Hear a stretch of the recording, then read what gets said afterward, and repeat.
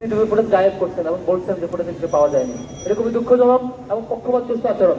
নির্বাচন কমিশনের এরকম চলতে থাকলে আমরা আসলে সামনে সুষ্ঠু নির্বাচন পাবো কিনা, বা দিন শেষে নির্বাচন কমিশনার তাদের নির্ধারিত এবার দিলে তখন কিন্তু আমরা আটকাতে পারবো কিনা আমরা জানি না।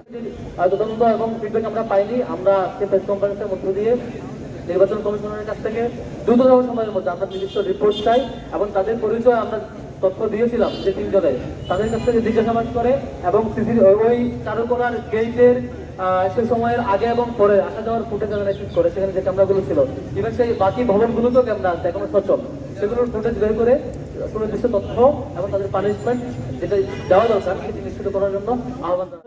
বরাবরের মতোই নীতিমালা এবং আইনের প্রতি শ্রদ্ধাশীল বলে এসব ব্যাপার আমরা লিগ্যাল প্রসিডিউর এবং বিনয়ের সহিত অ্যাপ্রোচ করেছি, যেটি নির্বাচন কমিশনার এবং বিশ্ববিদ্যালয় প্রশাসন যদি নিয়মতান্ত্রিক উপায়ে এগুলো ডিল করতে না পারেন সক্ষমভাবে, তাহলে অন্যান্য সংগঠন কোনো কখনো বিক্রি হয় তাদের কর্তৃক মবের তৈরি হওয়ার আশঙ্কা দেখা দেবে বা তাদের কর্তৃক অপ্রীতিকর অ্যাপ্রোচের আশঙ্কা দেখা দেবে, তখন এটার দায় নির্বাচন কমিশন এড়াতে পারে না।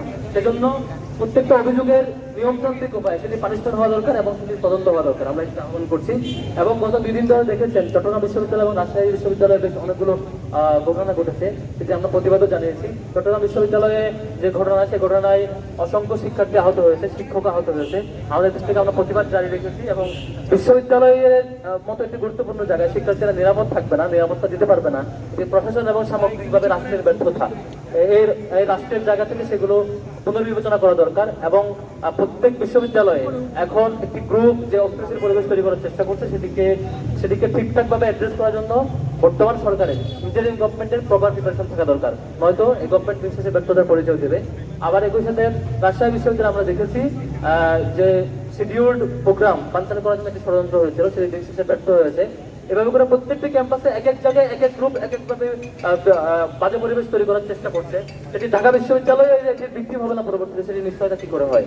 সেজন্য রাষ্ট্রের এবং বর্তমান সরকারের বিশেষত বিশ্ববিদ্যালয় প্রশাসনগুলোর যথাযথ দায়িত্ব পালন জরুরি বলে মনে করি।